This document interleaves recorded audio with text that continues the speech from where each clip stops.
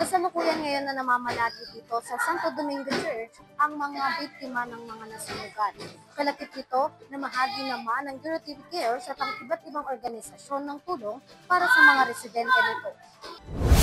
Naging pansamantalang evacuation center ng mga residenteng nasunugan kamakailan ang Santo Domingo Church sa Quezon City matapos lamunin ng apoy ang kanilang mga tahanan. Umabot sa 43 na pamilya na may 158 na individual ang naapektuhan sa nangyaring sunog. 3 ang napaulat na nasawi na kapwa mga menor de edad. Matatandaan na itinaas sa ikatlong alarma ang nangyaring insidente. Halos wala nang naisalbang kagamitan ang karamihan sa mga pamilya dahil mabilis na kumalat ang apoy. Ilan sa kanila ay may maliliit na anak, matatanda at mga may kapansanan. Sa kabila nito, hindi sila pinabayaan ng simbahan ng Santo Domingo Church at ng ilang mga pribadong sektor. Isa na rito ang Eurotiv Cares sa namahagi ng tulong para sa mga naapektadong pamilya.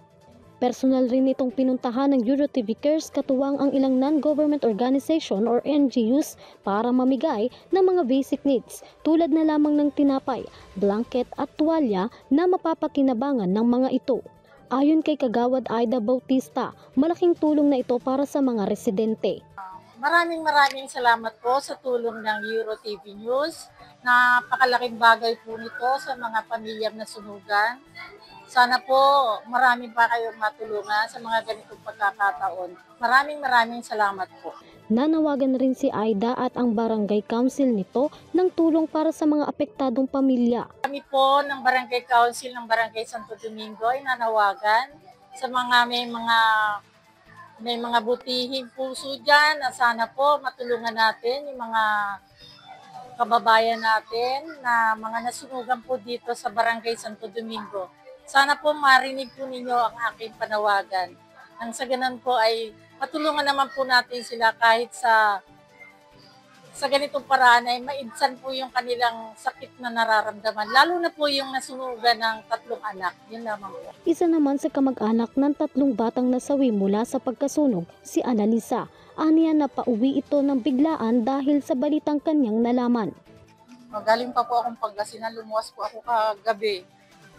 Kasi nabalitaan ko nga po nung umaga na nasunog po yung bahay namin. Pamangkin ko po yung 3 bata na namatay.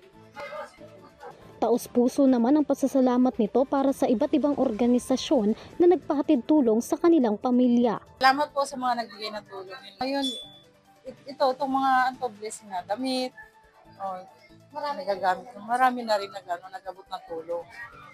Simula pa kagabi, no? Samantala, nauna nang magpaabot ng pakikiramay ang Quezon City Government sa pamilya ng 3 batang nasawi. Tiniyak naman ng pamahalaang lungsod na sasagutin nito ang lahat ng gastusin mula burol hanggang cremation ng 3 bata. Patuloy rin ang pamamahagi ng iba't ibang tulong mula sa mga iba't ibang organisasyon para sa karagdagang donasyon habang hindi pa malinaw kung kailan muling makababangon ang mga pamilyang nawalan ng tirahan.